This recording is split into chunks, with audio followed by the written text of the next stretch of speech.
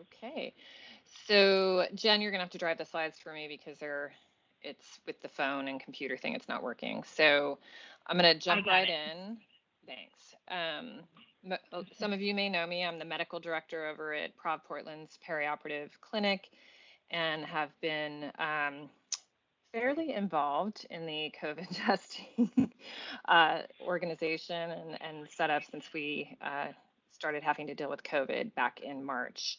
And so I've got a lot of content, so I'm going to move pretty quickly, as Jen had mentioned. And we only have one slide on the testing in terms of updates. There's lots of information on our resource site that Jen's going to send out the notes afterwards. You can get the details of our policy, et cetera, if it's new to you. But what we want you to know is the testing availability is good. Things are going well with our testing. We had a super brief period right after Thanksgiving with the surge where, I think our testing hit over 2,000 a day, and that was straining us a little bit. We've never sent out any pre-procedural testing. It's always been in-house, and we're doing well with it. The What we want to communicate, like the one thing we'd like to get across today is your help if you're in the Portland metro area and your patient is capable of going to one of these 3 drive-through sites where we're swabbing. The What can streamline things both for your patients and the testing team, because they are fielding so many calls and have so much responsibility, is that you and your patient together decide which drive-through the patient's going to go to and which day. Our preference is always 3 days before surgery. That's sort of as close as you can get to surgery and safely, consistently have a result. We can usually have a good turnaround if you test 2 days before as well, but 3 is kind of the sweet spot where there's no risk, no matter how many patients we have. And let the surgery schedulers at the OR know the patient's going to, Multnomah drive-through on this date. They can drop in between 9 and 4, and that's the plan. And if they know that, then that saves PMG a call, because that goes into the case notes and no one needs to call the patient. Now, if your patient can't go to a drive-through at one of these 3 sites, they're outside of that area, or there's an issue with scheduling or something along those lines, then the team will call them to schedule that testing. And I think that is the main issue, is helping your front office staff find this resource site and be connected to it, because that's where all the updates go. Anything else about that, Jen, you think? No, I think the biggest thing is just encouraging the teams to connect on our resource site, and we'll send the link out after to make sure they get the latest and greatest as the situation continues to evolve. All right. Next slide. So this is just a video I made a while back that explains the PCR testing. It explains why we don't want retesting within 90 days, and how the PCR works, and how you don't have to be worried about infectiousness during that period if people have questions. That caused a lot of consternation with nursing and staff earlier, and so this sort of explains it to people if they have concerns about that. You can also find this on our resource site, but that's the YouTube link. Next slide. Okay, so this is our recommendations around the vaccine. I'm going to go through these 5 points. This shouldn't take too long. This only applies to the Pfizer and Moderna mRNA vaccinations, as these are the only ones that are currently approved and actively being used. And just to be clear, when others begin to be approved, there may be some modifications here. But the first point is vaccination should not be required for scheduling surgeries. We can't even get them into the arms of the people who need them, so we certainly aren't going to require them for surgery anytime soon. Vaccinated patients still need to be tested for COVID, and nothing has changed in those recommendations in terms of swabbing. Prevention of infection was not a studied outcome in the Pfizer and Moderna trials. The outcomes were prevention of symptomatic COVID, which it's great for, but they did not swab people to see if they're continuing to have asymptomatic carriage of COVID. And so you can be vaccinated, be protected against illness, but still get infected and transmit the virus after vaccination is a possibility. And until we test that, we can't change our practice in that area.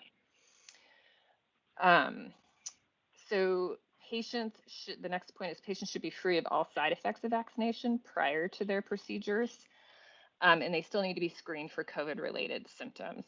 You're considered fully vaccinated 14 days after your second dose, and of course, if someone had an exposure prior, we are seeing people get COVID that have been vaccinated, and it's not 100%. The key here is, if someone's presenting with fever or some of the known side effects of the vaccine in the first few days after getting vaccinated, it probably is related to the vaccine. I'm sure we've all heard and experienced ourselves what the reactogenicity is of this vaccine, but it's important to note this. If the patient has any respiratory symptoms, this is not a vaccine side effect.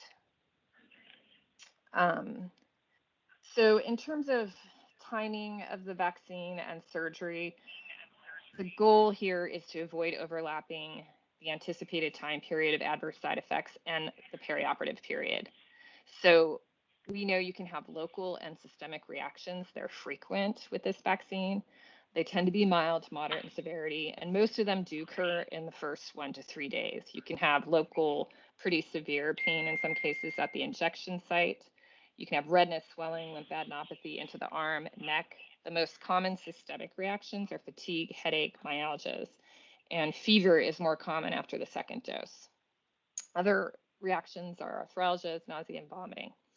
Tend to have a higher frequency the younger the patients are, and the second dose tends to be much worse than the first in a lot of patients. So we would say minimum 72 hours. And then when you're scheduling surgery and you have time to delay, 7 to 14 days could be considered. And then I would take into consideration the invasiveness or the risk of the surgery. So, a smaller, less invasive surgery, be thinking 7 days, a big surgery, 14 days. And again, this is not a contraindication, and it's not a strict policy. It's just saying common sense wise, avoiding the side effects, period. And then finally, the consideration for scheduling surgery between the first and second dose, we would say try to avoid this if you can, because we don't want to see a delay in people getting that second dose. So for Pfizer, you want to be as close to the 21 days as possible. For the Moderna, as close to the 28 days as possible. The CDC did recently add guidance that the second dose could be delayed if necessary by 2 weeks, but the main recommendation here is to try to stick to this dosing schedule as closely as possible. All right, that's it for that. Let's see, how many minutes did I already take, Jen? I'm gonna have to zoom. You've got 8 minutes left. All right. So the final thing I wanted to cover tonight is what we are doing with patients after having COVID in terms of recommendations for a pre-op evaluation before we schedule surgery again.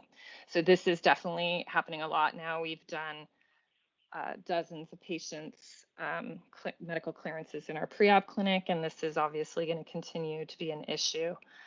So I just want to kind of frame what our concerns are. So when you see the grid with our recommendations, you understand why we're concerned. This is not your mother's coronavirus.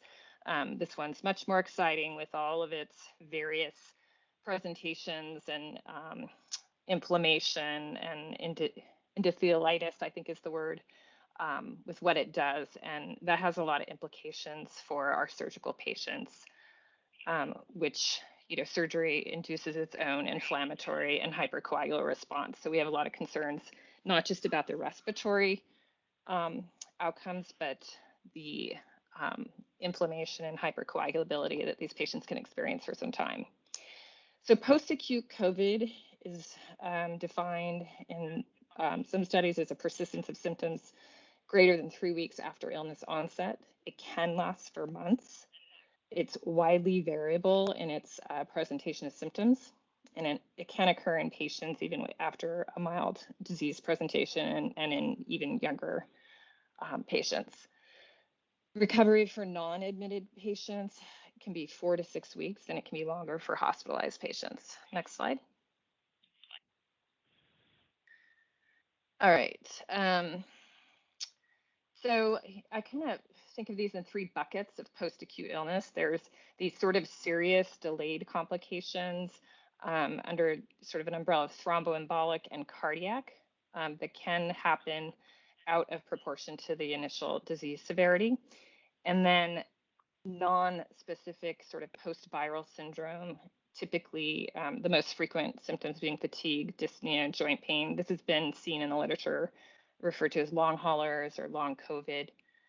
And then post-ICU syndrome. So this is, in any illness with a prolonged intensive care unit stay, sepsis, et cetera, you can have a really long delay of return to function with exercise intolerance, fatigue, pulmonary dysfunction, PTSD, cognitive dysfunction. Next slide. So this was a study that was done recently and published in JAMA looking at patients that were hospitalized. There were 143 patients post-discharge. 5% of them were mechanically ventilated.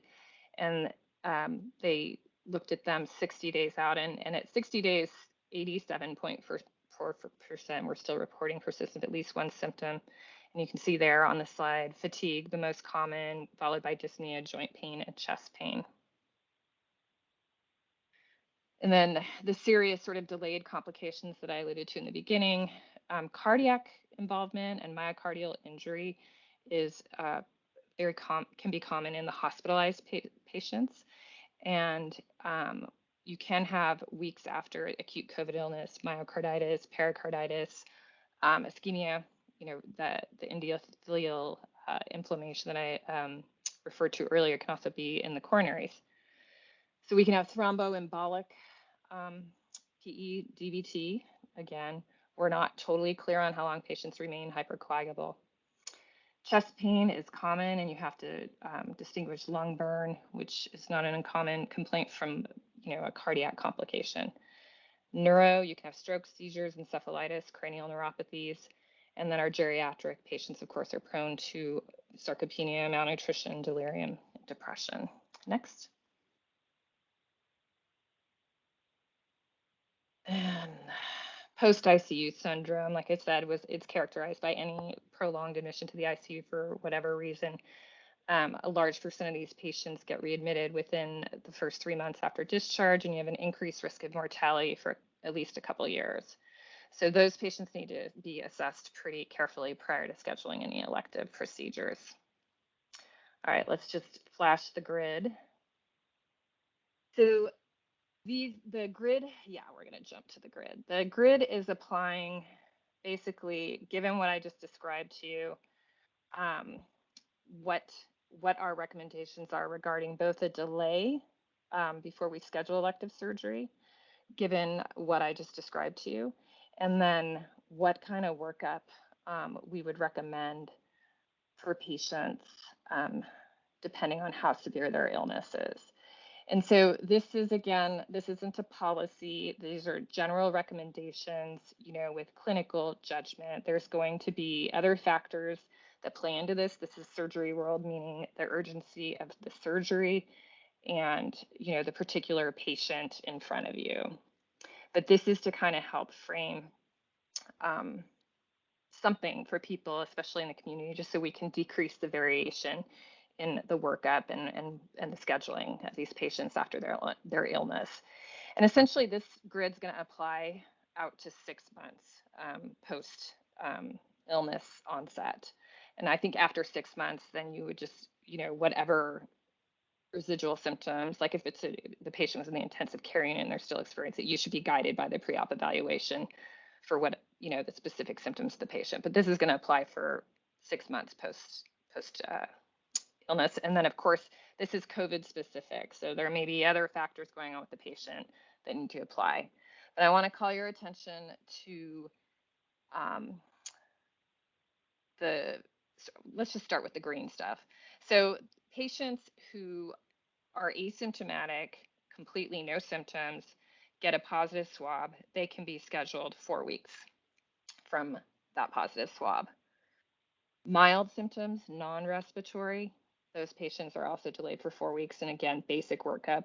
And both of these in the green can basically bypass an eval and a quote medical clearance, either from PCP, peri-op clinic, Palm, some sort of provider eval. Once patients are presenting with respiratory symptoms, we're going to want them to be seen by someone, either their primary care provider, the pulmonologist, pre-op clinic. Someone needs to do an evaluation of the patient. And our recommendation is to delay those cases a minimum of 6 weeks from the onset of the illness. And again, all patients, we're recommending EKG, CBC, and a CMP. And then these other additional add-ons are based on the history, the exam, and the patient in front of you, which is what the little X4 is. There's basically something that's going to match up to this. You can kind of show them, Jen, with the thing. So you'll get the printout of this and it'll tell you what each of these is. So patients who are hospitalized, we're going to suggest an even longer delay, and then ICU is 12 weeks. Now, once you get out to 12 weeks after onset of illness, that's greater than 90 days, and that's where we're going to recommend the patients you start reswabbing. And if the patient does test positive after 90 days, we're going to recommend, well, CDC guidelines are you treat that as a reinfection. Okay, I think we're coming up on my time, so I'm going to jump through this. This is I'll just show you this slide because it shows post-op pulmonary complications and mortality in a big one. There's not a lot of published data on this, but you can see when you push out from the swab, and these included asymptomatic swabs, probably mostly at that time, you decrease the risk of pulmonary complications and mortality. Jen, I think I'll probably skip my other 2 slides just because we're out of my time.